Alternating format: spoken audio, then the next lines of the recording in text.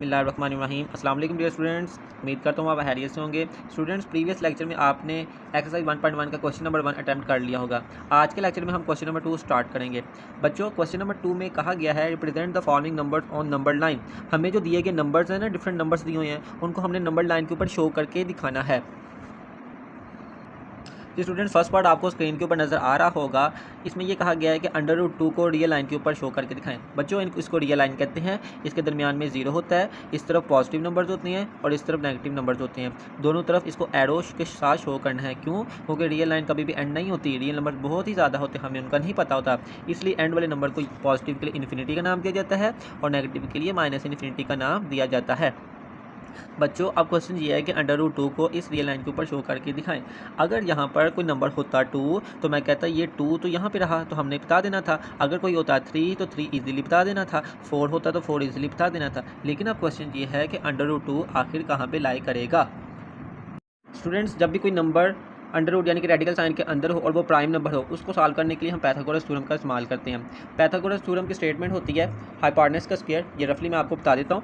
उसकी स्टेटमेंट होती है हाइपोटेनस का square is equal to perpendicular का स्क्वायर प्लस बेस का स्क्वायर।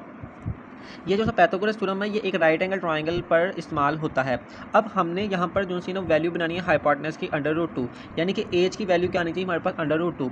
अब बच्चों, √2 वैल्यू कब आती है ये देखें।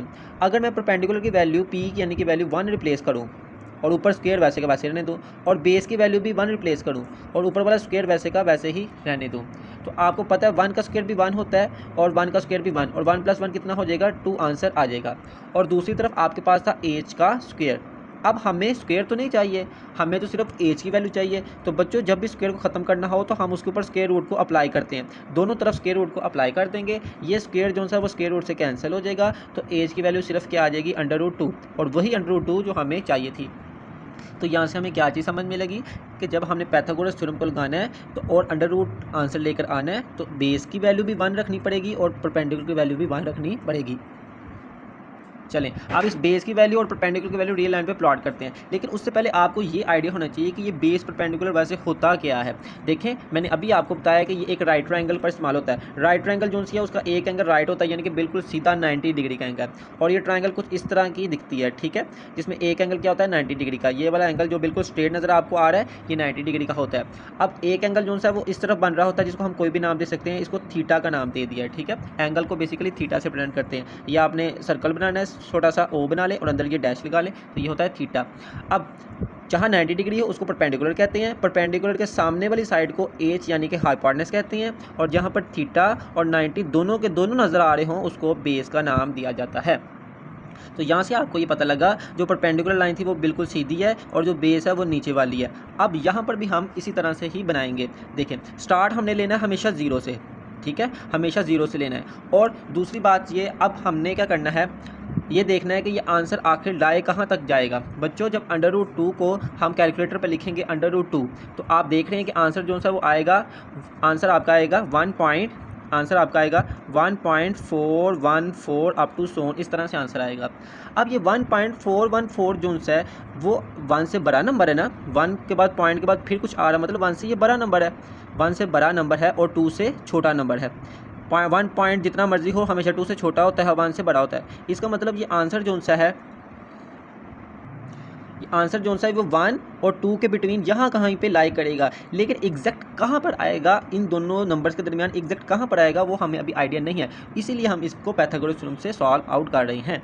तो आपने ये तो देख लिया कि ये 1.414 का मतलब ये 1 से बड़ा और 2 से छोटा, मतलब इसी गैप के अंदर कहीं ना कहीं ये लाई करेगा। अब बच्चों, अभी हमने देखा था कि जो सी p की वैल्यू है वो 1 है और बेस की वैल्यू भी कितनी आई है 1 है, तब भी √2 आएगा। अब बेस मैंने आपको बताया जो नीचे वाली होती है उसको बेस कहते हैं, और स्टार्ट हमने हमेशा 0 से लेना है। तो बेस की वैल्यू हमने कितनी रखनी थी 1, तो 1 कहाँ तक बनेगा 0 से लेकर 1 तक, 0 से लेकर 1 तक 1 यूनिट होता है, ठीक है। तो ये बेस की वैल्यू भी कितनी रखी हमने 1, ये 1 रख ली। अब परपेंडिकुलर हमेशा ऊपर वाली लाइन यानी कि सीधी लाइन होती है, और वो भी कितनी रखनी है हमने, p की वैल्यू भी 1 रखनी है। तो जितनी ये 0 से 1 है उतनी ही लाइन आपने इसके ऊपर ऐसे ड्रॉ कर लेनी है, ठीक है। 0 से 1 तक जितनी लाइन होगी उतनी बड़ी ही लाइन आपने इसके ऊपर ऐसे 1 यूनिट की ड्रॉ कर लेनी है। स्केल के ऊपर 1 यूनिट जो है ना वो मौजूद होता है, तो आपने 0 से लेकर 1 तक जितनी लाइन ये लगाई थी उतनी ही यहाँ पर प्लॉट कर लेनी है। अब क्या होगा, अब बच्चों इस पॉइंट को जीरो के साथ ऐसे मिला लेना है। तो आप ये देख सकते हैं कि ये ट्राइंगल बिल्कुल एज इट इज़ ऐसी नहीं बनी। तो यहाँ पर वन जो सी थी वो परपेंडिकुलर रखी हमने, और वन ही हमने क्या रखी, बेस रखी। और इस पॉइंट को जीरो यानी कि ओ या जीरो नाम दे, और इस पॉइंट को आप कोई भी नाम दे सकते हैं, इसको ए का नाम दे लें। अब हमने ओ से लेकर ए तक यानी कि हाइपोटेनस निकालना है, जो कि अभी हमने निकाला था एच इज इक्वल टू √2। अब ये रियल लाइन के ऊपर कहाँ पर आएगा वो देखते हैं। अब आपने क्या करना है कि यहाँ पर यूज़ करनी है प्रकार, ठीक है, प्रकार का हम इस्तेमाल करेंगे ये इस पॉइंट के ऊपर।